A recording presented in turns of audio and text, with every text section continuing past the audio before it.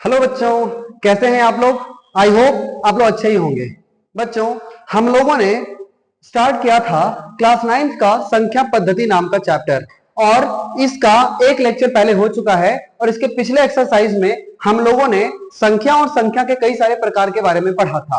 और आज इसी क्रम में मैंने इसका अगला सेक्शन लेकर के आया है, और आज हम लोग सीखने जा रहे हैं अपरिमेय संख्या। आज का हमारा टॉपिक होगा अपरिमेय संख्या। तो आइए अपरिमेय संख्या को शुरुआत से सीखने का कोशिश करते हैं।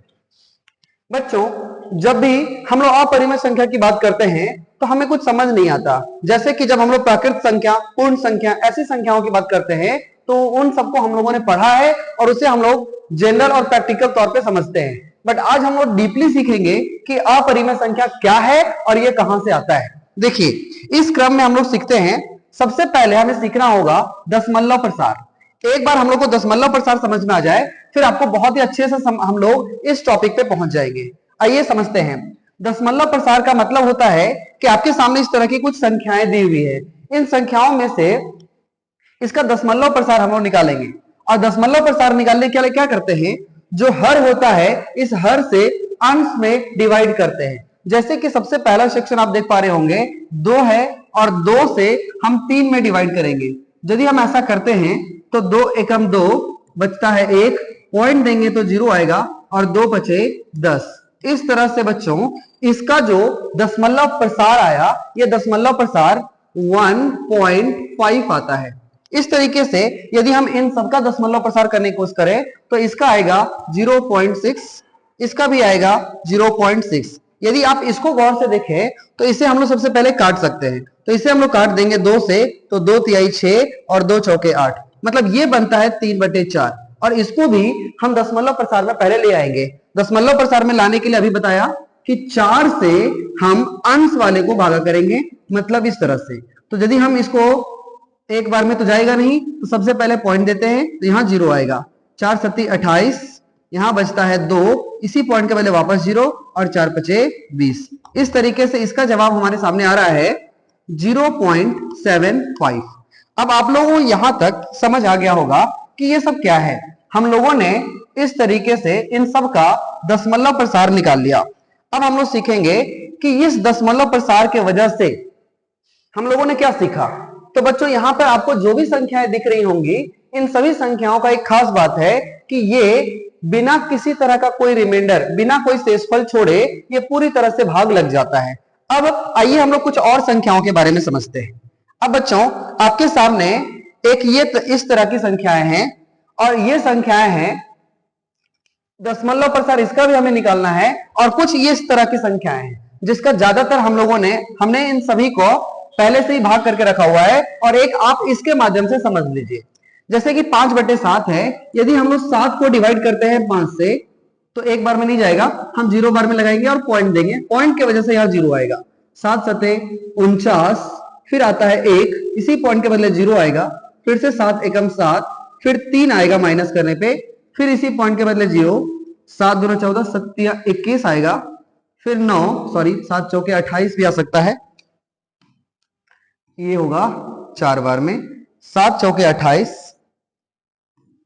7 चौके 28, फिर घटाने पे यहां बचेगा 2, फिर 0, 7 दूना 14, फिर आता है 6, फिर पॉइंट के बदले 0 और 7 8 56, फिर आएगा 4, फिर 0, 7 पचे 35, और फिर हमारे सामने आता है 5। और आप देख सकते हैं इसी पॉइंट के बदले जब हम फिर से 0 देंगे तो हमारा भागा फिर से यहीं से स्टार्ट हो जाता है। हम लोग 50 से स्टार्ट किए थे, फिर से 50 आ रहा है, मतलब यही चीज फिर से आगे बढ़ेगा, मतलब वापस आएगा 714285। इसी तरह से ये बढ़ता चला जाएगा, और इस तरीके से इसका भागा कभी भी एंड नहीं करेगा, इसका कभी हमेशा कोई ना कोई रिमाइंडर बचेगा।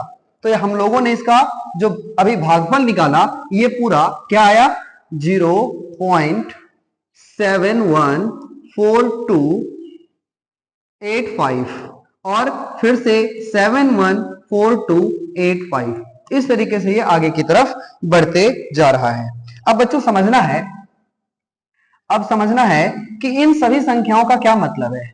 हम लोगों ने इन सब का दशमलव प्रसार निकाला, और इस दशमलव प्रसार के एग्जाम्पल के माध्यम से हम लोग समझेंगे कि यह हम अपरिमेय संख्या तक कैसे पहुंच सकते हैं। तो बच्चों वापस हम पिछले स्लाइड पे आते हैं, और जब हम लोगों ने इस स्लाइड पे काम किया तो हम लोगों ने देखा कि जिन भी संख्याओं को हम लोगों ने भाग दिया, ये सभी संख्याएं एक समय के बाद आकर के स्टॉप हो जाती हैं। मीन्स ये रुकती नहीं, मतलब ये रुक जाती है जहां पे, आगे की तरफ नहीं बढ़ रहा। जबकि हम लोगों ने जो इस स्लाइड पे देखा, इस स्लाइड पे ज्यादातर संख्याएं नहीं, ये सभी संख्याएं ये एक समय के बाद रुकती नहीं है, बल्कि ये लगातार बढ़ती जाती है, बढ़ती जाती है, बढ़ती जाती है।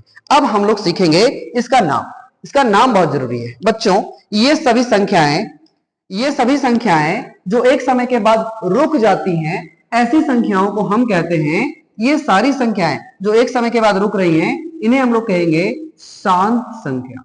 ये एक्चुअली में दशमलव प्रसार का शांत रूप है, जिसे हम लोग इंग्लिश में कहते हैं रेकरिंग। ठीक है, इस तरीके से इसको रेकरिंग नहीं, इसको टर्मिनेटिंग कहते हैं। ये रेकरिंग नहीं होता, इसका इंग्लिश में हम कहते हैं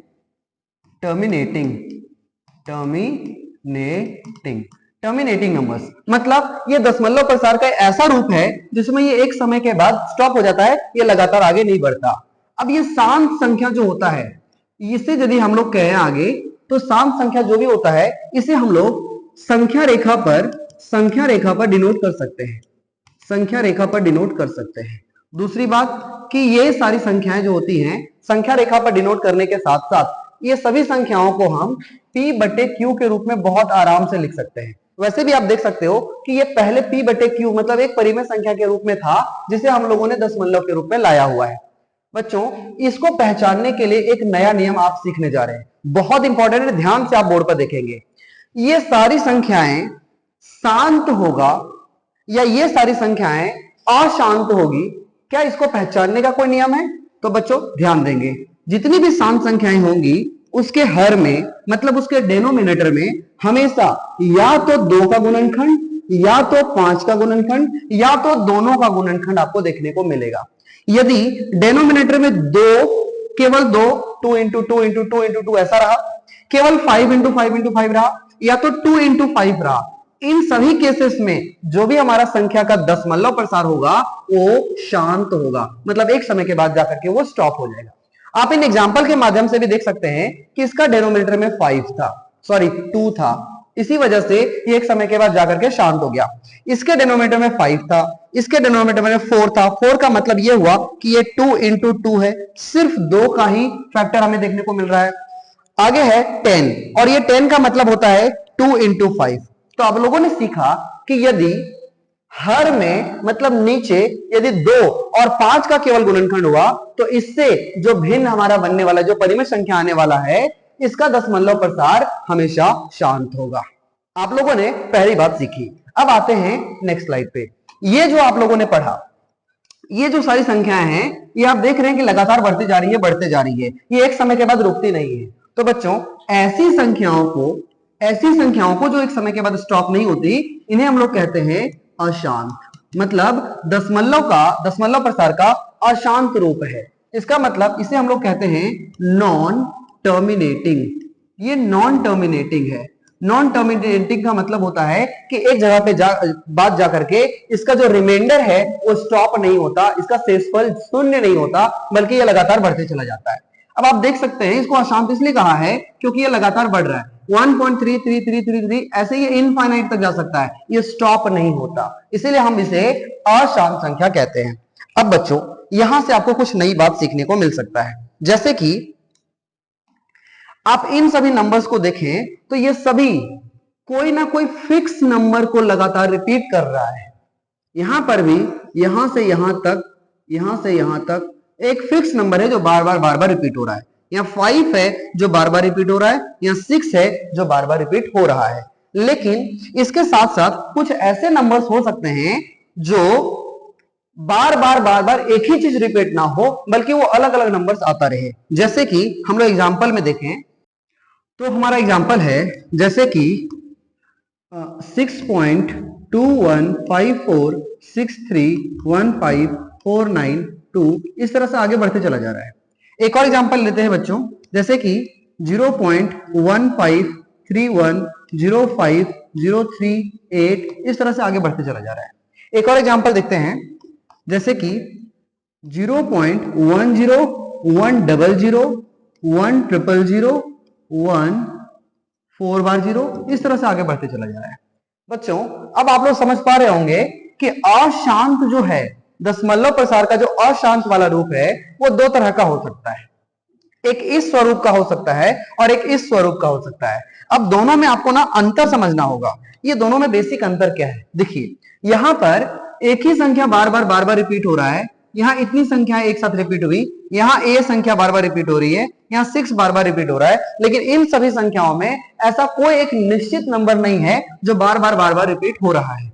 इस तरीके से हम इन सभी संख्याएं जो बार बार एक ही नंबर को आपस में रिपीट करवा रहा है, ये सारी संख्याएं कहलाएंगी, ये सारी संख्याएं कहलाएगी। अशांत तो है ही, लेकिन अशांत का अनवसानी आवृत्ति कहेंगे। कहने का मतलब हम इसे कहेंगे नॉन टर्मिनेटिंग तो है ही, नॉन टर्मिनेटिंग, यहां देखिए नॉन टर्मिनेटिंग मतलब ये अशांत है, लेकिन ये है रेकरिंग का मतलब होता है कि ये बार बार सेम नंबर को रिपीट कर रहा है। लेकिन इन सबको हमें क्या कहना चाहिए, ये सारे नंबर्स जो नॉन टर्मिनेटिंग तो है, मतलब ये भी एक समय के बाद स्टॉप नहीं हुआ है, ये भी लगातार आगे की तरफ बढ़ रहा है, लेकिन ये जो है तो इसे हम लोग कहेंगे अनवसानी अनावृत्ति। इसका मतलब इसे इंग्लिश में कहेंगे non terminating and non recurring कहेंगे। कहने का मतलब ये ऐसा है जो अशांत तो है लेकिन सेम संख्या को बार बार रिपीट नहीं करवा रहा है। तो आप लोग समझे अभी तक क्या समझ में आया कि दशमलव प्रसार का एक शांत रूप हो सकता है जो एक समय के बाद आके स्टॉप हो जाए, दूसरा हो सकता है अशांत रूप, और अशांत दो तरह का हो सकता है, एक अनवसानी आवृत्ति, एक अनवसानी अनावृत्ति। अब बच्चों समझते हैं कुछ और। अभी हम लोगों ने सीखा कि अशांत जो होता है, जो अशांत संख्याएं होती हैं, ये दो तरह का होता है, ये दो तरह का होता है। एक होता है अनवसानी आवृत्ति और एक होता है अनवसानी अनावृत्ति।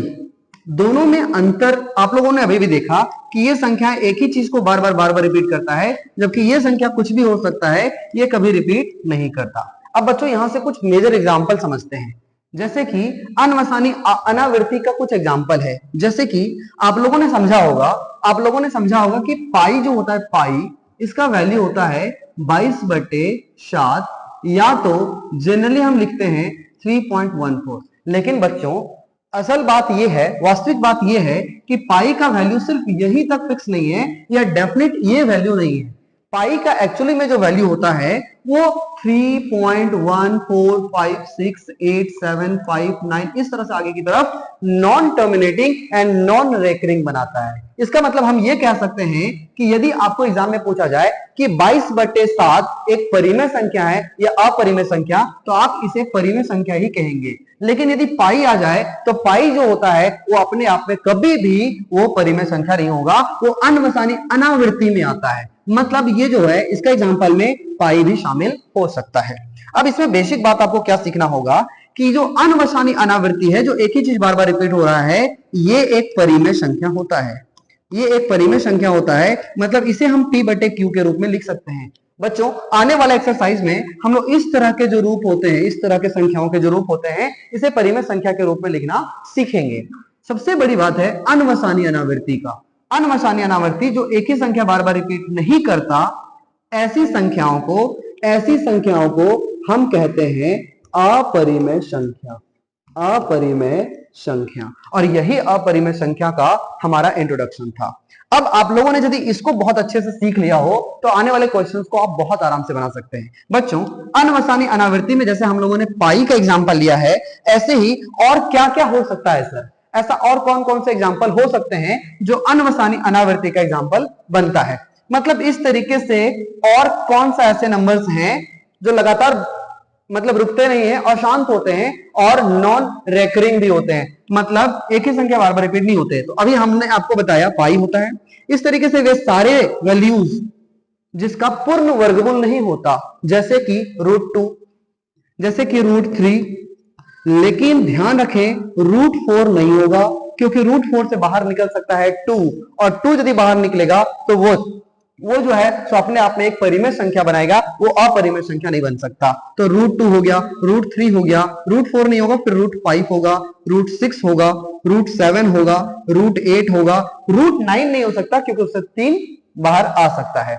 तो इस तरीके से आज हम लोगों ने बहुत ही अच्छे से समझा कि शांत क्या होता है। इसी में हम लोग शामिल कर लें तो यहां होगा शांत, शांत। और ये था हमारा दशमलव प्रसार, हम लोग सीख रहे थे दशमलव प्रसार। दशमलव प्रसार हम लोगों ने दो तरह से करके देखा, एक शांत बनाया और एक दूसरा अशांत बनाया।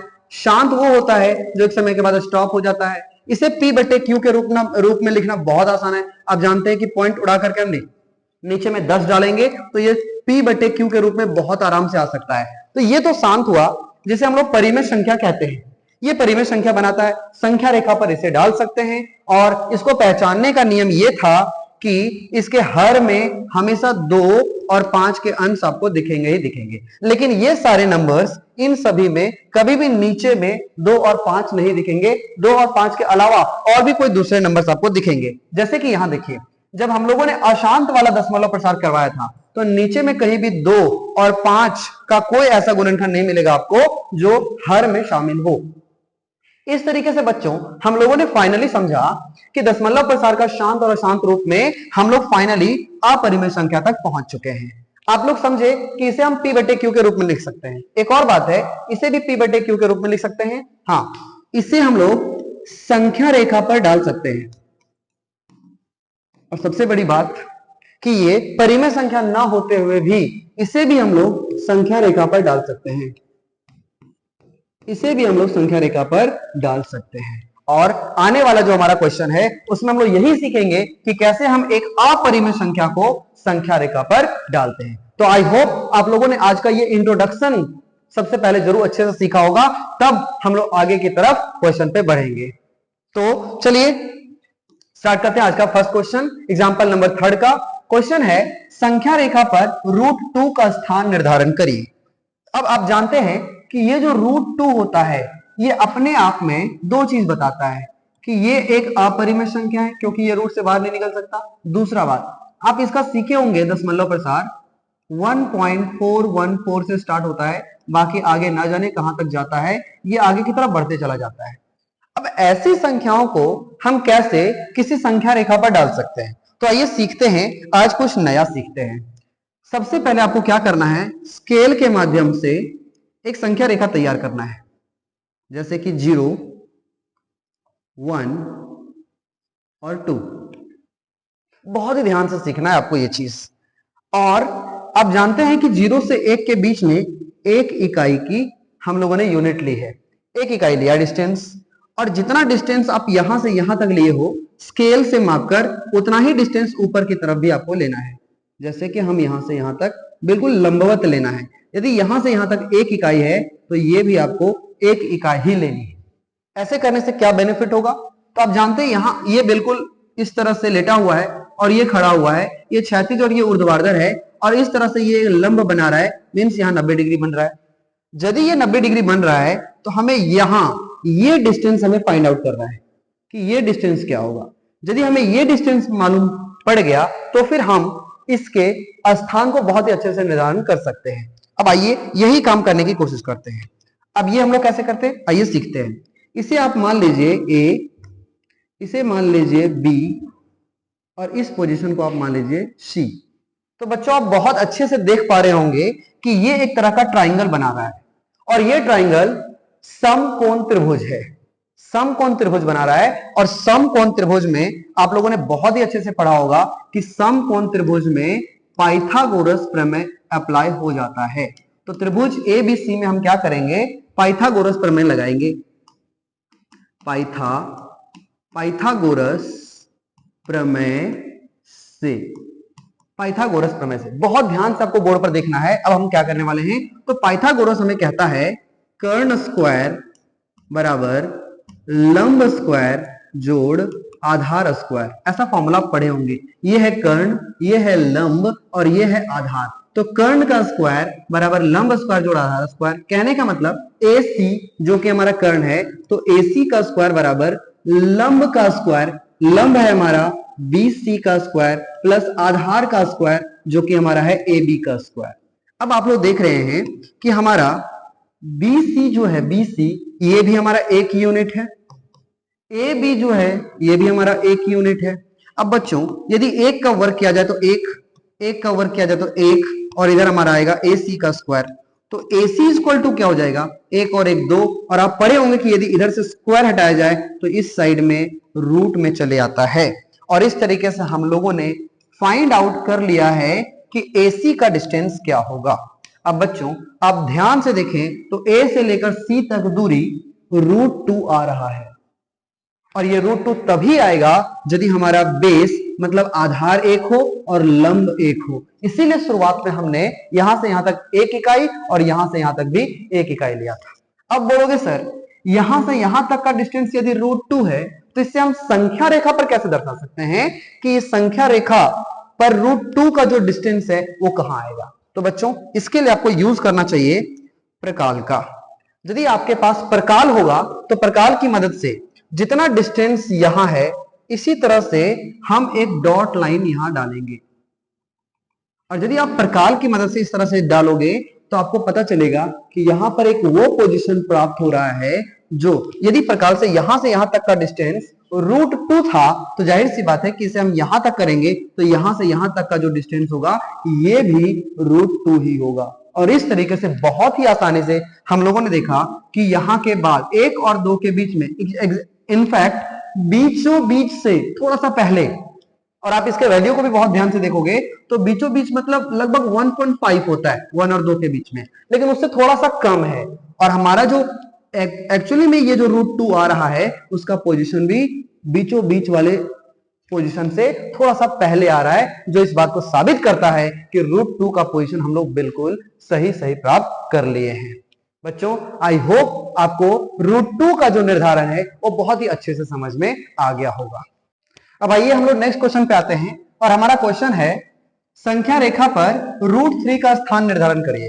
अब बच्चों आप जानते होंगे कि √3 चूंकि रूट में है तो ये एक अपरिमेय संख्या होगा, और इसका आप लोग वैल्यू भी याद किए होंगे, इसका वैल्यू 1.7321 इस तरह से कुछ होता है। अब आप इसको देखकर एक चीज तो समझ पा रहे होंगे कि ये जो होता है वो लगभग 1.5 से इसका थोड़ा सा ज्यादा वैल्यू है, मींस 1 और 2 के थोड़ा सा आगे इसका स्थान आना चाहिए, ऐसा हम लोग समझ के चलते हैं। अब आइए समझते हैं कि ये बनेगा कैसे।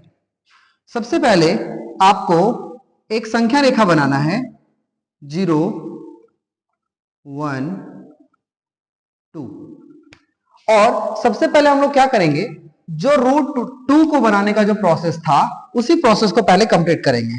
तो हम लोगों ने सीखा था कि 0 से 1 के बीच में एक इकाई लेनी है, और 1 के ऊपर इस तरह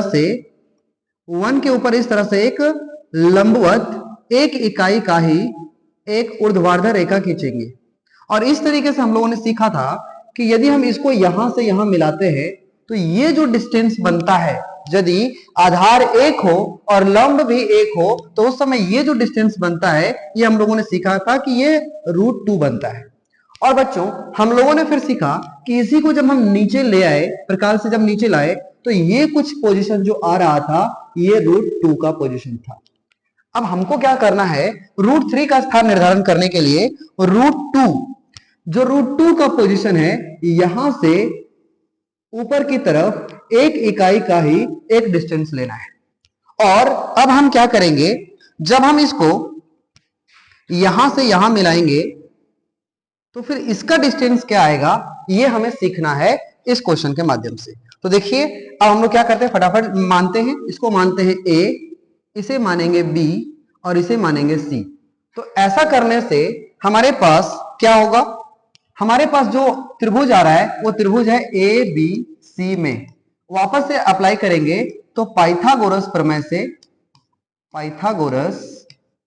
प्रमेय से आप जानते होंगे बच्चों कर्ण स्क्वायर, और कर्ण के जहां पे हमारे सामने है AC, मतलब AC का स्क्वायर बराबर लंब मतलब BC का स्क्वायर प्लस आधार A से लेकर B तक मतलब AB का स्क्वायर। अब बच्चों BC हमारा चूंकि लंब है, जो कि हम लोगों ने एक इकाई लिया हुआ है, और A से लेकर B तक का डिस्टेंस आप देख सकते हैं, यहां से लेकर यहां तक √2 था, यहां से यहां तक √2 था, तो AB का जो डिस्टेंस होगा वो √2 होगा, और इसका होल स्क्वायर करेंगे तो AC क्या निकलेगा, AC स्क्वायर इक्वल टू 1 का स्क्वायर 1 हो जाएगा, और √2 इंटू √2 इज इक्वल टू 2 होता है, आप लोग जानते होंगे, तो इसका हो जाएगा 2। इस हिसाब से 2 और 1 3 हो जाएगा, और इधर का स्क्वायर हटाएंगे तो ये रूट में आ जाएगा।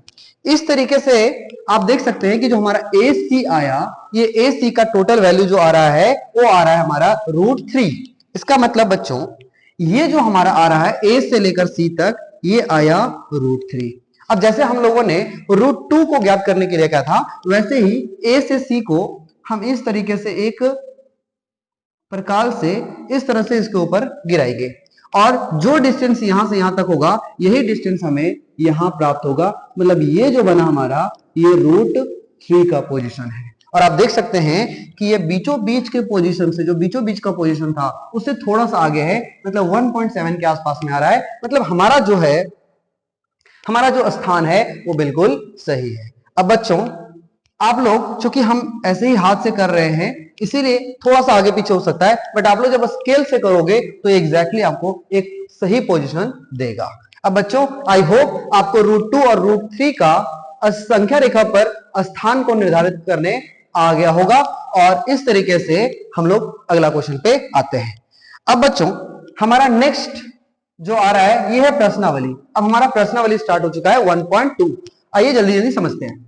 नीचे दिए गए कथन सत्य है या असत्य, कारण के साथ अपने उत्तर लिखिए। प्रत्येक अपरिमेय संख्या एक वास्तविक संख्या होती है या नहीं। अब बच्चों वास्तविक संख्या क्या होती है, अभी तक आप लोगों ने सब कुछ सीखा बट वास्तविक संख्या नहीं सीखा। देखो शुरुआत से लेकर अभी तक हम लोगों ने जितनी भी संख्याएं सीखी हैं, ये सभी संख्या जो है ये सभी वास्तविक संख्याएं कहलाती है। मींस वास्तविक संख्या के अंतर्गत प्राकृत संख्या, पूर्ण संख्या, पूर्णांक, परिमेय संख्या और अपरिमेय संख्या, इन सभी संख्या, ये सारी संख्याएं जो होंगी वो वास्तविक संख्या होंगी। अब आपसे क्वेश्चन है, क्या जितनी भी अपरिमेय संख्या है क्या सभी वास्तविक संख्या है? तो बिल्कुल सही, क्योंकि जितनी भी अपरिमेय संख्या है वो वास्तविक संख्या के अंतर्गत आता है, लेकिन सभी वास्तविक संख्या अपरिमेय संख्या नहीं हो सकता, क्योंकि सभी वास्तविक संख्या में प्राकृत संख्या, पूर्ण संख्या, पूर्णांक ये सारी भी आती है जो कि अपरिमेय संख्या नहीं है। तो इसका आंसर सत्य होना चाहिए।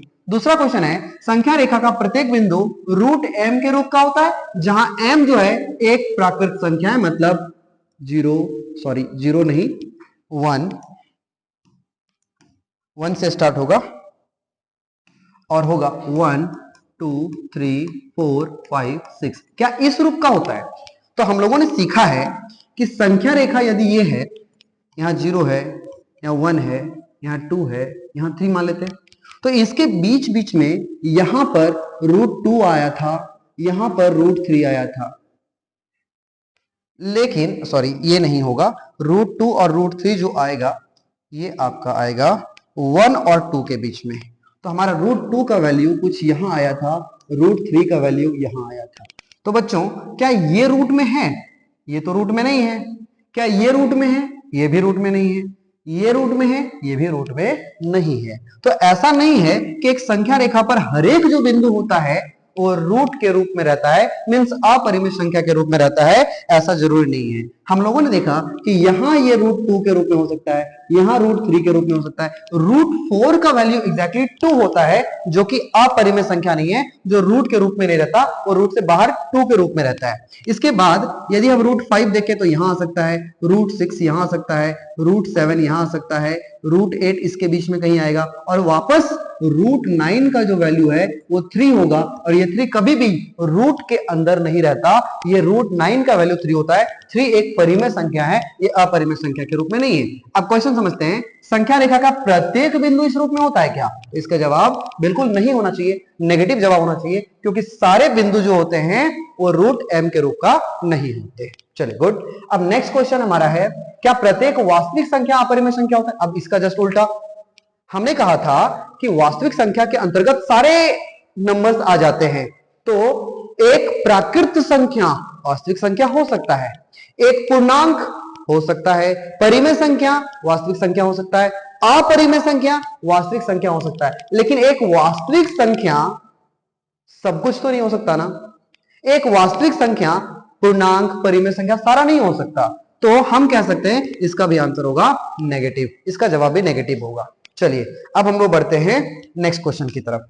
हमारा नेक्स्ट क्वेश्चन है, क्या सभी धनात्मक पूर्णांकों का वर्गमूल, वर्गमूल का मतलब ये रूट में रखने की बात कर रहा है, अपरिमेय होते हैं? यदि नहीं तो एक ऐसी संख्या का वर्गमूल का उदाहरण दीजिए जो परिमेय संख्या बनाता है।